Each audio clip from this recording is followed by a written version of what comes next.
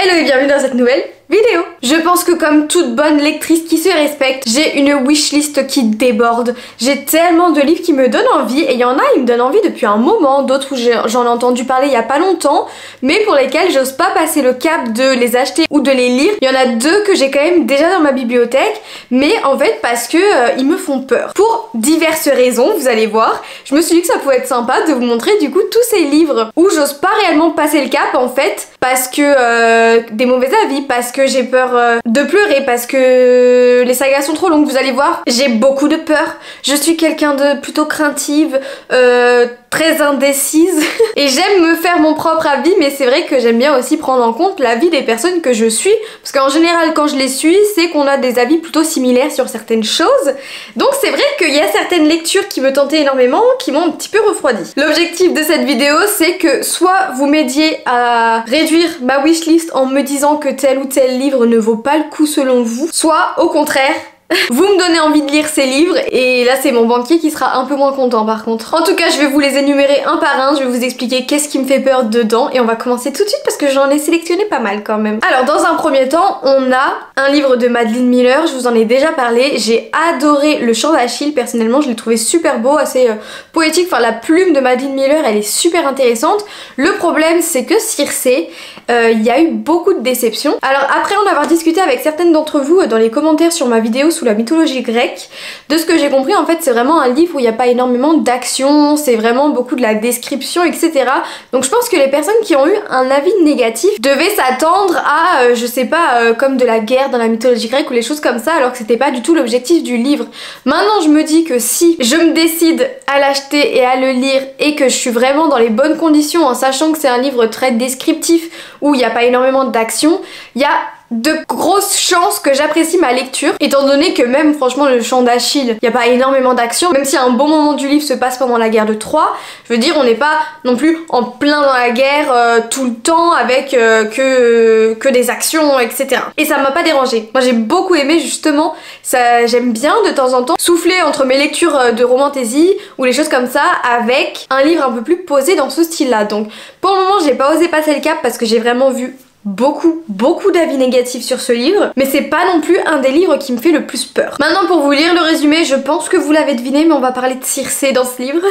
Mais qui était donc Circé? Fruit de l'amour d'un dieu et d'une mortelle, Circé la nymphe grandit parmi les divinités de l'Olympe, mais son caractère détonne. On la dit sorcière parce qu'elle aime changer les choses, plus humaine que Céleste parce qu'elle est sensible. En l'exilant sur une île déserte comme le fut jadis Prométhée pour avoir trop aimé les hommes, ses pères ne lui ont-ils pas plutôt rendu service? Là, l'immortelle peut choisir qui elle est. Demi-déesse certes, mais femme avant tout, puissante, libre, amoureuse. Moi ça me donne vraiment envie sur le papier, mais du coup voilà, j'ai quelques appréhensions. Alors dans le même style de peur, je sais pas si vous vous en rappelez, il y a quelques temps je vous ai dit que j'avais trop envie de trouver une vraie fantaisie de pirate, mais hyper avec un univers hyper dense, pas comme je pense à la carte des confins ou les choses comme ça qui sont assez jeunes adultes. Moi j'aimerais quelque chose de vraiment adulte, hyper recherché, où vraiment il y a des combats de pirates, vous voyez. Et dans les descriptions que j'ai vues, le roi déchu paraissait être un plutôt très bon choix. Moi je m'y attendais pas du tout, mais en fait on est sur un livre de pirates. Je me suis dit ça y est, c'est le jackpot, c'est le livre parfait que je cherchais depuis longtemps. Sauf qu'encore une fois, je regarde les avis et je vois un, puis deux, puis trois avis négatifs sur ce livre où on nous dit qu'il se passe pas forcément grand chose, que c'était vraiment une déception, etc. Donc moi qui pensais avoir vraiment trouvé dans ma wishlist un livre de pirates parfait, j'avoue que les avis m'ont un peu refroidi. Et alors par contre c'est vraiment soit tout soit rien avec cette lecture. J'ai vu quelques avis passer aussi de personnes où vraiment elles ne jurent plus que par ce livre et c'était incroyable. Mais en général j'ai l'impression que les personnes qui ont adoré ce livre c'est des personnes qui sont pas extrêmement fantasy ou qui lisent pas beaucoup de fantasy adulte au niveau des univers très développés comme je vous le dis à chaque fois.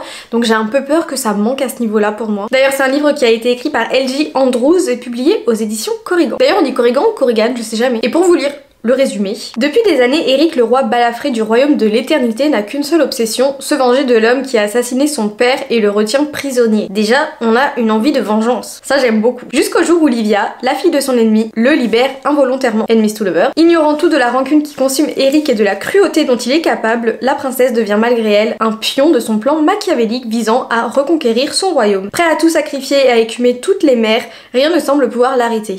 Mais Livia n'est pas aussi facile à contrôler qu'il le pense. Au fil du temps, la pureté et la bonté de son cœur commencent à troubler Eric. Sa résolution se fissure à mesure que ses sentiments pour elle grandissent. Le souverain du royaume de l'éternité se retrouve face à un dilemme déchirant. Continuer sur la voie de la destruction ou céder à des sentiments qui pourraient anéantir tous ses rêves. Et vous voyez, le résumé me donne beaucoup envie. Le problème, c'est que j'ai trop peur de me retrouver face à la fille du roi pirate 2.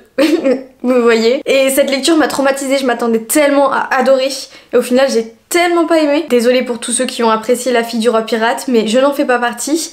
Et du coup, j'ai un peu peur que ce soit le même style, parce que là, franchement, c'est deux ennemis pirates, l'un qui se sert de l'autre. Il y a quand même des similarités avec La fille du roi pirate. Plus les avis négatifs que j'ai vu passer, ça me fait peur. Ensuite, le prochain livre, enfin plutôt la prochaine saga qui me fait peur, c'est L'Assassin Royal de Robin Hobb. Mais alors, c'est pas que j'ai peur de pas l'apprécier, c'est que j'ai peur de l'apprécier et de devoir lire tous les tomes, plus tous les préquels, parce que, attendez. Non mais là, j'essaye de vous trouver le nombre de livres qu'il y a par rapport à cet univers, et on nous parle de cycles.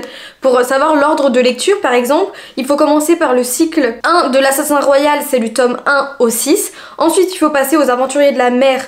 Dedans, on a 3 livres qui ont été découpés en 3, donc en soi, on a 9 livres. Ensuite, on passe au deuxième cycle de l'Assassin Royal avec du tome 7 au tome 13.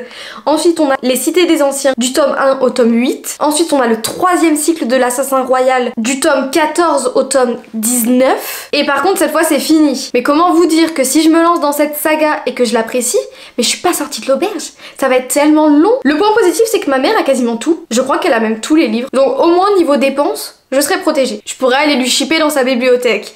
Mais le problème, c'est le temps.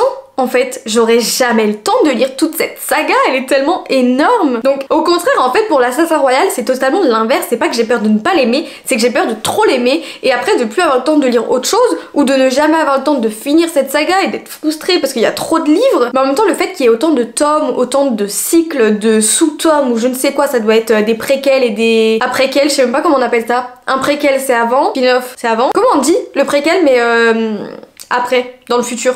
Je ne sais plus. J'ai vraiment pas de vocabulaire, c'est une catastrophe. Mais du coup, ça veut dire que le monde doit être hyper dense, hyper bien construit, qu'il doit y avoir plein de choses.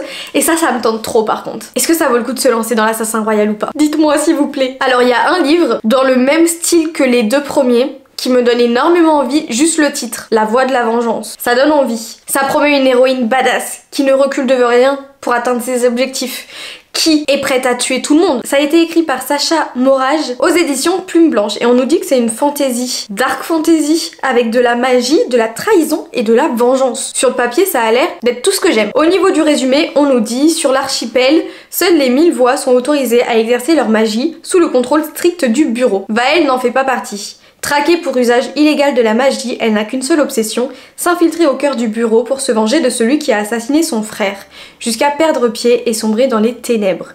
Il est pas très long le résumé, mais il nous met dans l'ambiance. Et moi, personnellement, tout ce qui est envie de vengeance, personnage extrêmement déterminé pour atteindre ses buts, ses objectifs, j'adore. Sauf que pareil, j'ai vu que les avis négatifs en disant que c'était ennuyant, que finalement il se passait pas grand chose, que sa vengeance elle était peut-être pas si bien ficelée que ça. J'ai vu que des choses négatives, même par rapport à l'univers etc. Alors que je trouvais que c'était une lecture qui avait l'air super cool. Mais en même temps j'en ai pas énormément entendu parler et à chaque fois que j'en entendais parler c'était pas forcément positif. Donc est-ce qu'elle vaut le coup ou pas? J'ai pas trop l'impression et ça me fait peur de dépenser mon argent dedans et de perdre mon temps dedans. Alors pour la prochaine lecture, c'est un livre que j'ai osé acheter. J'ai vraiment envie de l'aimer. Mais en fait le problème c'est que de toutes les revues que j'ai vues, encore une fois, je suis un mouton, j'écoute ce qu'on me dit, mais pas au point de ne jamais me faire mon avis personnel. Par contre c'est vrai que comme je vous ai dit au début de cette vidéo, je prends en compte. Et avec cette lecture, c'est soit ça passe, c'est une des meilleures lectures qu'on ait jamais eu de notre vie, j'ai un truc dans l'œil, c'est en train de me faire pleurer, ou c'est ma lentille que je supporte plus, je sais pas. Mais la lentille plus éclairage, plus tard le soir. Donc si les personnes ont aimé ce livre, en fait c'est vraiment un coup de cœur intersidéral, c'est une lecture qui ont changé leur vie, qui les a marqués, etc. Je vous jure que j'exagère pas, c'est ce qui ressort vraiment. Ou alors totalement l'opposé, l'histoire est incompréhensible, les personnes se sont ennuyées, la lecture n'était pas du tout intéressante.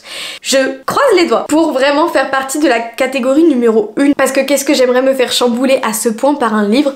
Je vous parle du Retour de Sa 1 que j'ai acheté du coup la semaine dernière parce que je faisais que de le voir passer. Je me suis dit ça y est, il faut que je tente, il faut que je vois moi dans quelle catégorie je suis, et j'espère vraiment que je vais l'apprécier. En plus c'est une autrice française, Maëlle Pau, donc si jamais on peut apprécier un livre français, je trouve que c'est toujours mieux de soutenir nos auteurs à nous. D'ailleurs c'est très rare, je crois qu'à part Victor Dixen, je ne lis pas de livres français. J'ai essayé Alexiane Delis avec 200 d'écume et de glace, et ça l'a pas trop fait avec moi. Victor Dixen à fond, mais donc j'aimerais me lancer et tenter la plume de Maëlle Pau et voir si cette lecture va me détruire et me marquer à jamais, ou si malheureusement bah ça va pas fonctionner pour moi. Au niveau du résumé, on nous dit que Shai rêve depuis toujours d'aventures hors du commun. Un soir à la lueur d'une bougie, son vœu est enfin entendu. Arrachée à sa réalité et à ceux qu'elle aime, Shai se réveille dans un monde inconnu où se mêlent créatures, magie et complots mortels. Elle ignore encore qu'un pacte la lie à Sa 1, l'un des 5 astres qui veillent sur ce monde envoûtant. Mais Shai veut rentrer chez elle, et pour y parvenir, elle est contrainte de faire confiance à la voix mystérieuse et magnétique qui hante ses pensées depuis son arrivée. La voix de celui que l'on nomme le prince déchu. Alors en fait, ce qui a l'air super intéressant, c'est que je crois que la romance se passe dans sa tête. Enfin pas elle se passe dans sa tête, genre elle est folle, mais en fait il y a vraiment quelqu'un avec elle dans sa tête, avec qui elle communique, mais qui existe vraiment, mais qu'elle ne voit pas je crois. Donc ça doit donner des choses assez intéressantes, j'ai trop hâte de me lancer dans cette lecture, et c'est une duologie, donc l'histoire se déroule vraiment juste sur 2 tomes. Par contre j'ai peur quand même, parce qu'il y a pas mal d'avis assez négatifs, c'est hyper mitigé, mais encore une fois c'est pas mitigé en mode, il y a beaucoup de monde qui dit ouais bof mais ça allait, c'est soit c'était horrible, soit c'était génial. Vraiment tout ou rien, c'est le premier livre que je vois qui divise autant en 2 catégories distinctes toutes les personnes qui l'ont lu. Donc écoutez, celui-ci je sais que ça va être une de mes lectures de ce mois-ci normalement, et on verra ce que ça va donner. Pour le prochain livre, je vous en ai déjà parlé, il est dans ma liste des 25 livres que je veux lire en 2025. Il s'agit de La femme de ménage. C'est un livre dont on a tellement entendu parler, apparemment il y a vraiment un retournement de situation, un plot twist du tonnerre quoi. Apparemment c'est génial, ça te retourne le cerveau et c'est tout ce que j'aime dans la lecture. Vraiment quand je suis devant mon livre et que je ne comprends rien et que j'ai l'impression de m'être fait autant avoir et berner que la protagoniste, j'adore. Me sentir vraiment comme une con devant en me disant mais comment j'ai fait pour ne pas voir ça venir. Et apparemment c'est une lecture qui aurait tendance à faire ça à ses lecteurs, donc forcément ça me tente. Mais d'un autre côté on a énormément de monde qui dit que bah au final c'est pas si foufou que ça, et que le retournement de situation n'est pas si dingue. Je crois qu'il y a carrément des personnes qui ont vu venir le plot twist. Après moi je fais partie de la team qui voit, enfin ça dépend les lectures, dès que c'est un truc assez jeunesse je vois venir, mais quand c'est un truc de fantasy bien costaud je ne vois jamais rien venir. Je suis peut-être trop naïve, hein. Moi je me laisse trop avoir par les gens, je crois en la bonté des personnages, même dans la vie de tous les jours, je préfère voir le positif et me faire avoir plutôt que de voir toujours le négatif, même si en général il y en a quand même plus, c'est pour ça que je ne sors jamais de chez moi, mais bon...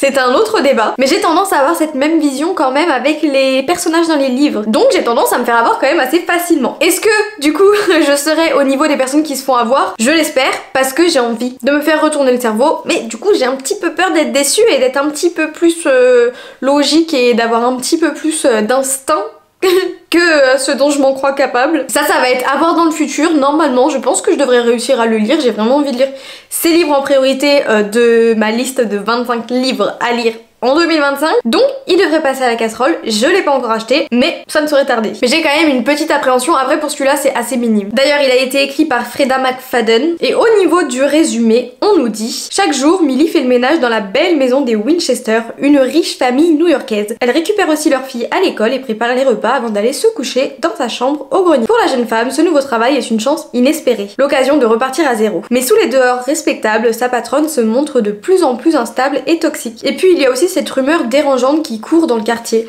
Madame Winchester aurait tenté de noyer sa fille il y a quelques années. Heureusement, le gentil et séduisant Monsieur Winchester est là pour rendre la situation supportable. Mais le danger se tapit parfois sous des apparences trompeuses, et lorsque Millie découvre que la porte de sa chambre mansardée ne ferme que de l'extérieur, il est peut-être déjà trop tard. Moi, quand je lis ce résumé, ça me donne des vibes à la Verity de Colleen Hoover. J'ai adoré ce livre, donc je vois pas pourquoi j'apprécierais pas La femme de ménage quand même. Je vous ai dit, c'est une petite peur pour celui-là. On continue sur notre lancée avec le livre The Bone Season. C'est le premier livre, je crois, que Samantha Shannon, donc celle qui a écrit Le Prieuré de l'Oranger, a écrit. C'est sa première saga si je ne me trompe pas. Déjà on est sur une saga à 8 livres de ce que je vois, et comme j'ai vraiment adoré, mais c'était un coup de cœur, Le Prieuré de l'Oranger, et que j'ai adoré l'écriture de Samantha Shannon et le fait qu'elle arrive à faire des univers vraiment complexes, c'est quelque chose qui me tente. Maintenant, c'est de l'urban fantasy et j'ai un petit blocage avec l'urban fantasy. J'ai trop du mal à apprécier ces livres, bien que le livre Maudit d'Azraël m'a quand même réconcilié avec. Donc peut-être que je me suis mis des préjugés en tête qui au final me dérangent pas tant que ça, mais c'est vrai que c'est pas mon style de prédilection. J'ai un peu du mal quand nos protagonistes dans un monde de fantasy ont un téléphone et regardent la télé le soir. Vous voyez ce que je veux dire? Donc il y a ça qui me bloque et j'ai un peu peur de pas vraiment apprécier cette partie de la lecture, mais à part ça, l'écriture et le résumé me tentent trop. 2059, Paige travaille pour une organisation criminelle souterraine dans les rues de Sion, Londres, où elle récolte des informations en pénétrant dans l'esprit des gens. Car Paige est une marche-rêve, une clairvoyante, et selon les règles de Sion, son existence même est déjà une trahison. Poursuivie puis arrêtée, elle est déportée vers une colonie pénitentiaire sur l'ancien territoire d'Oxford, secrètement occupée par les Rephaim, une race venue d'un autre monde qui récolte et utilise les clairvoyants à ses propres fins. Paige se retrouve assignée au mystérieux gouverneur Arcturus. Celui-ci devient son maître, son formateur, son ennemi naturel. À ses côtés, elle va devoir apprendre à développer son pouvoir pour servir ses ravisseurs, mais surtout pour s'échapper de ce sinistre endroit où elle semble promise à une mort certaine. En vrai de vrai, ça a l'air quand même pas mal. En fait, ça mène de l'urban fantasy à de la dystopie. Mais le fait qu'on soit à Londres en 2059, donc pas si loin de ça que nous, mais qu'il y ait quand même de la magie et des créatures qui viennent d'un autre monde, ça me donne envie et en même temps ça me bloque. En plus, c'est des sacrées briques chaque livre. Donc j'ai toujours peur en fait de me lancer dans une lecture qui va pas me plaire à 100% et d'avoir perdu mon temps. Alors que j'aurais pu lire tellement plein d'autres choses vu que je suis une éternelle indécise. À chaque fois que je fais de mauvais choix, ça me frustre trop. Et là j'ai peur de pas assez apprécier tout l'univers, bien qu'il y a plein de petites choses qui ont l'air très intéressantes. Donc surtout si vous l'avez lu, n'hésitez pas à me dire ce que vous en avez pensé, parce que celui-là je serais vachement curieuse étant donné que j'adore Samantha Shannon. Alors là ce livre il sort totalement du registre de mes lectures de base, mais c'est un livre qui me donne extrêmement envie. C'est La sage-femme d'Auschwitz. Donc vous vous en doutez, on va suivre la période de déportation des juifs pendant la Seconde Guerre mondiale. Et on va suivre plus particulièrement du coup Anna, je vais vous lire le résumé. Lorsqu'elle arrive à Auschwitz, sous un ciel bas et gris, Anna est persuadée qu'elle ne survivra pas à l'enfer du camp. Mais elle possède une compétence que les nazis recherchent, elle est sage-femme. Son travail sera de donner naissance aux enfants des autres prisonnières. Une mission terrible car dès qu'ils ont poussé leur premier cri, les nouveau-nés sont arrachés à leur mère et donnés à des familles allemandes. Malgré la détresse de ces femmes à qui on vole leur bébé, Anna essaye d'apporter un peu de réconfort autour d'elle. Et puis un jour, elle réalise qu'elle peut faire plus. Secrètement, elle commence à tatouer les petits avec les numéros de déportés de leur mère. Une lueur d'espoir dans ce monde d'une infinie noirceur. Et si un jour, après l'horreur de la guerre, grâce à ce petit geste, ces enfants et leur mère pourraient se retrouver. Franchement, c'est un livre qui a l'air tellement beau. Et en plus, c'est une histoire vraie. Il me semble que cette dame a vraiment existé. Je sais pas si Anna c'est vraiment son nom, mais je crois. Et voilà, je suis en train de regarder. Donc c'est bien une sage-femme polonaise qui a existé et qui a vraiment fait ça. Elle a fait naître plus de 3000 enfants de ce qu'ils disent. Et en fait, c'est vraiment une lecture qui est, je pense, difficile, inimaginable. Honnêtement, ça me... Juste d'y penser, ça me fait trop mal au cœur. Et en même temps, ça a l'air tellement beau. Et je trouve que c'est important de lire aussi des livres sur des choses véridiques qui sont arrivées, de s'informer quand même sur l'histoire de notre monde ou sur plein de choses. Hein. Mais du coup, ce qui me fait peur, c'est vraiment tous ces passages difficiles. Quand on est dans un univers vraiment de fantasy totalement complexe, où on s'attache bien évidemment aux personnages et qu'on nous les fait mourir et qu'on pleure, ça fait de la peine, bien sûr, mais c'est pas une histoire réelle. Tandis que là, ce livre, il relate vraiment des faits réels, où il est inspiré, je sais pas si tout est exactement similaire à l'histoire, si elle a vraiment retracé sa vie, mais je pense que c'est un peu plus inspiré. Donc il y a peut-être quelques changements, mais de savoir que c'est quand même véridique, ça met une toute autre dimension à la lecture, et donc j'avoue qu'elle me donne énormément envie, mais elle me fait un petit peu peur en même temps quand même. Next, on en est à... Ah oui, on change totalement de registre. Il y a un livre de romance. Je sais, ça vous choque. Mais qui a l'air super original, un peu dark, enfin je dis un peu mais c'est totalement une romance entre deux tueurs en série, c'est Butcher and Blackbird et j'avoue que le résumé m'a trop donné envie, juste le fait que ce soit entre deux tueurs en série, personnellement le true crimes j'adore ça, donc là d'avoir un livre dans cet univers, je crois que ça va me tenter mais en fait j'ai un peu du mal à m'imaginer une romance entre deux tueurs en série, ça doit être un peu spécial et en même temps, déjà c'est vraiment pour public averti, clairement on va parler de meurtre et de cerveau je pense un petit peu dérangé quand même. Au niveau du résumé, tout tueur a besoin d'avoir un ami, tout jeu doit avoir un vainqueur. Lorsqu'une rencontre fortuite rapproche Sloane et Rowan, meurtriers et rivaux, une amitié, aussi improbable soit-elle, naît entre ces âmes damnées. Il s'avère que tous deux ont une prédilection bien particulière pour les autres serial killers. Des petites villes de Virginie occidentale à la chic Californie, du centre de Boston au Texas rural, les deux chasseurs se lancent dans une compétition annuelle macabre et sanglante qui les oppose aux monstres les plus dangereux du pays. Mais quand leur relation finit par évoluer, ils découvrent alors que les fantômes tourmentés qu'ils ont laissés sur leur passage ne sont pas longs, prêts à revendiquer bien plus que leur amour naissant. Sloane et Rowan parviendront-ils à s'extirper de leur jeu mortel ou ont-ils enfin trouvé un adversaire à leur taille? Donc déjà, ce qui me rassure, c'est que c'est des tueurs en série, deux tueurs en série. Ils s'amusent pas à tuer des petites personnes innocentes. Déjà, ils tuent que des personnes qui le méritent. Je sais pas si je peux dire ça. Personne ne mérite la mort quand même, mais bon. J'ai trouvé l'idée ultra originale. Ce qui me bloque un peu, c'est qu'on est sur une romance et vous le savez, j'ai un petit peu de mal avec la romance classique, mais vu que là on a quand même tout ce truc autour des tueurs en série, je me dis que le mélange des deux, ça pourrait me plaire. Si jamais vous l'avez lu vraiment, mais je vais pas vous le dire pour tous les livres, hein, mais j'aimerais vraiment avoir votre avis, savoir s'il en vaut la peine ou pas. Je pense que c'est un bon livre en fait pour faire une petite transition vers la romance, tout en restant dans des univers un peu spéciaux quand même. Alors ensuite encore un livre qui est dans les 25 livres que je veux lire en 2025, on a Peter Pan des contes interdits. Et c'est vrai que moi je suis pas du tout quelqu'un qui me choque facilement, que ce soit avec les scènes explicites, que ce soit avec les scènes gore, que enfin vraiment, je peux regarder un film saut en mangeant mon McDo, vous voyez.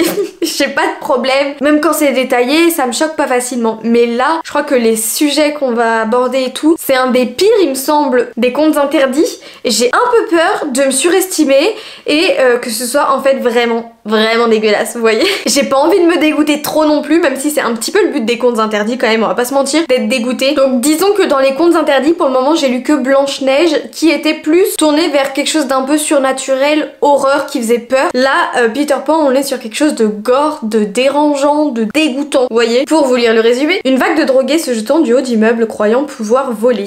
La disparition d'une jeune femme, Wendy Gauthier, et de ses deux frères délinquants, évadés de leur pénitencier pour mineurs. Une île perdue dans la forêt boréale, habitée par une communauté déjantée et leur leader sans âge. Une baronne du crime nymphomane et amoureuse des bijoux en forme de clochette. Un enquêteur médisant dépourvu de sa main droite, dévoré par un cannibale qui hante encore ses nuits. La réécriture la plus sombre du conte classique Peter Pan jamais imaginé. Donc là, en soi, on a l'impression qu'on parle pas mal de drogue, mais apparemment pas que ça, quoi. Je sais plus exactement, et j'ai pas envie de me spoiler en connaissant trop les trigger warnings, parce que je trouve que ça va trop donner des informations sur l'histoire quand même, et vu que je suis pas quelqu'un qui me choque facilement, en général, j'ai la chance de ne pas avoir besoin de lire les trigger warnings avant parce que j'ai pas grand chose qui me trigger. Le seul truc où vraiment je ne pourrais jamais, c'est j'ai vu passer là que le Pinocchio des contes interdits parle de maltraitance faite aux animaux et ça c'est impossible. Genre pourquoi avoir ajouté ça dans des livres, c'est... Je pourrais pas prendre de plaisir à être dégoûtée avec ça par contre, c'est trop pour moi. Le reste ça me dérange moins. Bon en tout cas pour les personnes qui l'ont lu, est-ce qu'il est vraiment si dégoûtant que ça ou pas? Ensuite le deuxième livre que j'ai déjà en ma possession mais qui ne veut pas sortir